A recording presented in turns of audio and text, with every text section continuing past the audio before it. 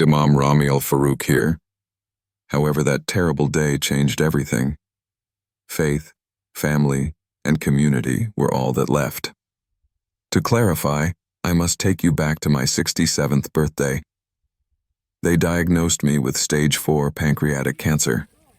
I knew this illness was a test from God. Just as Abraham was tested with the command to sacrifice his son. My test was this illness, he said. My faith remained firm. I prayed trembling during each chemotherapy session. I mumbled often, "If I die tonight, O God, let me meet you." I prayed this every night before bed, and my prayers were answered, but not in the way I wanted. My chest tightened the day after chemotherapy. I initially thought it was a cramp, but as it became worse, breathing became difficult. This is when I spotted the medical staff rushing past my motionless body. They were resuscitating my heart while pressing on my chest. I saw my reflection from above. How did that happen? Shouldn't my consciousness have stopped when my heart stopped? Still, I was there. Although my body was still, I was alive while watching. "I'm here," sprang to mind. I wanted to shout, "Is this death?" But nobody listened. Will I have a spiritual experience? I pondered. This was just the beginning. I was unaware when that happened. After opening my eyes, I was confused about my position. When I saw it, I felt like I was looking down on a hospital ceiling. At that moment, I saw a man lying still on the bed below. A doctor yelled, "Chest compressions, keep going faster," while nurses pressed on his chest. Is that my face? I was curious. As I approached it, I saw a light. It sounded so familiar, murmurs all around me. My father would pray before the evening adhan, and I could hear my mother's lullaby. This is it, I thought. Here we have tranquility. Suddenly, my eyes filled with tears of pure ecstasy. This was the divine presence, a realm of pure bliss. Thanks be to God, who led me here, for I had no doubt. But such tranquility was short-lived. Everything changed in an instant. Trees lost their leaves and the branches turned a dark green. The once fresh fruit withered and fell to the floor, where it spoiled immediately. The air smelled of rotting. As the leaves fell, the branches became brittle and dead. I suddenly shivered. From afar, one could hear screams, not whispers, the cries of people in suffering, including adults and children. I felt their pain as it permeated my own. Even more frightening was that a woman's cry stood out. "Oh, please," she cried. The blackness was severe, not like when you close your eyes. I was smothered by darkness. I saw just darkness in my thoughts. Out of the shadows came a low, echoing voice as close as my ear. My heart pounded from its profundity. "Rami, the truth will now be exposed." I recognized this was hell. I was at the spot God warned us of. Why am I here? I pondered, I said. I'm an Imam and serve God, so that had to be an error. Why am I here? But there was no response.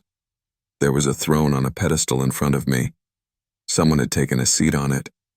My legs gave out when I saw him. Oh no, surely this was all a mirage. I can't believe this. A man whose figure I knew from somewhere was sitting there, bound wrist to wrist and foot to foot. I had mentioned the great prophet Malik in every lecture, and now he was standing as he cried. His face showed. I felt crushed. My chest felt like an icy emptiness from a chill. Are we being tested by some way? I whispered. I focused on the prophet's face. Why are you remaining silent? A loud, booming, ancient voice roared around the throne, unlike any I had heard before. Despite the noise, I stayed. Rami, you will be informed and the truth revealed. I had heard God's voice before, but why would he have chosen this location to hear it? Why was I given this assignment? I was stumped. I was sure of one thing, though. I was in the torment God had promised, the same hell I had spoken about. As a person who had served God, why was I here? I had no business being here. Every belief I had was ready to fall at that moment. During the silence, a book fell from the sky, sending dust to earth. The world shuddered. I recognized the book and kept my gaze on it. The text was inspired by God. What is the Holy Scripture's role in this context? I was curious. I pondered about the question and the book opened. Despite the lack of wind, the pages turned slowly, as if a person were tenderly turning them. None of it bothered me. Clearly a sign. There must be an answer. A voice spoke to me immediately. Never before had I heard such a powerful voice. A seismic event may have shook the universe. I believed it was communicating to my soul since it hurt so much. Rami, you're God? Would you question that? My heart broke. Forcefully, I covered my face with my hands. No one could doubt God. My heart accelerated. A test, that was. It was the Lord's voice, perhaps the one I taught about. I exclaimed, He is the creator of all things, with confidence. Simply expressed, God is kind and merciful. The voice didn't seem to notice me, or maybe it did, but this is irrelevant. Rami, how can you be sure He created everything? Has that ever crossed your mind? I went completely still. Because I had never asked myself that question before, I broke out in cold sweat and my face turned pale. God, who is He? I had never asked that question. Being told that He created everything was enough for me to understand. Who needed anything more? The voice did not answer. Slowly but surely, the divine scriptures turned. Pictures emerged. The cityscape was shown, and I immediately recognized the sanctum. It was surrounded by sacred objects, and worshippers offered sacrifices to the deities with incense. 360 idols represented different deities. This is what? Why is it possible? God lives in the sanctum, right? This is the sanctum before Islam, the speaker continued. Look at the statues, Rami. Are their names familiar? My sermons focused on Larat, Amanor, Alzar, and another idol. Indeed, these are the deities of the pre-information era. I understand, I mumbled. I expected this would be on the test, but my head wanted to show me something else. Rami, where did they put God? Holy place? My head was cluttered. Nobody idolized God. God transcends them all, I shouted. Yet the voice persisted, asking, wait a minute, didn't humanity pray to God prior to Islam? A realization flooded my mind. Arabs believed in God before Islam, a supreme deity, unlike their others. We meant God is one. Then Rami, which God? Please clarify. Who is God? Despite screaming, that unsettling uncertainty grew. That question never crossed my mind before. A fresh image appeared. This time the setting was older. Instead of Arabia, it was Canaan. Many people surrounding a temple. An altar with bowls of sacrifices was circled for animal sacrifices. Canaanites were known for idolatry. My heart froze as I saw the massive sacred thing they were genuflecting to. The deity was Moloch. As my knees buckled, shock filled my gaze. Not believing it. On Moloch's body was an inscription.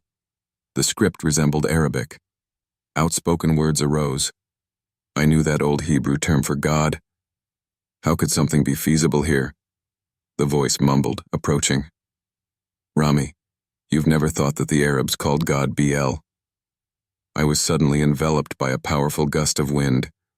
As I took a deep breath, it felt like someone had plucked me from the water after I had drowned. Opening my eyes, I saw that my vision was hazy. Light shone from above, and the world became white. Shadows danced around me. He lives. One voice, barely heard over the noise, stated, He's back. It sounded like a tunnel voice. Who am I? The sharp, brief gasps of air and lung pain indicated life. How am I? I couldn't shake the idea from my mind. Except that I had died. I had just emerged from what felt like hell, and I knew I had died. I had seen Zayed and al-Rashid. Why was the Prophet Malik sitting on the throne? Yet I had returned to my physical form. I heard more noises. A nurse with shoulders grazing blonde hair looked worried as she peered down at me. She said, "You're very lucky. God brought you back," which cut deep into my soul. I stared into her eyes. "Which deity?" In a whisper, I asked. Like I said something foolish, her demeanor changed, and she glanced at me in confusion. She smiled as she asked, a simple, pointless phrase in her view, but for me, it was as if a razor had sliced through my brain and everything had fallen apart at the same moment. I looked up at the ceiling and felt a crushing weight, like a stone pressing down on my spirit, as the dazzling white light stopped being soothing. Which deity? I contemplated the question. I strained my eyes tight to filter out the ideas, but the booming voice remained. What were those sights I had seen? In my view, Moloch and God were linked. For days, I kept quiet. I could barely hear my visiting relatives. No matter how many loved ones were there, my wife holding my hand, my grandkids by my side, I felt nothing. I wanted to stay emotionally detached. I wished I could just close my eyes and drift off. My thoughts of Moloch, God, Malik, and hell would not go away. I was at first unconcerned about an early priest who sat next to me and quietly waited. He was enveloped in a pristine white gown and held the Holy Scriptures. How did he get here? Since he was a priest and we were in Newland, these visits may have been routine. I felt unusually peaceful as he sat there. He said, "Hi, Rami. I want to talk." Roughly speaking, why? I asked, turning to face him.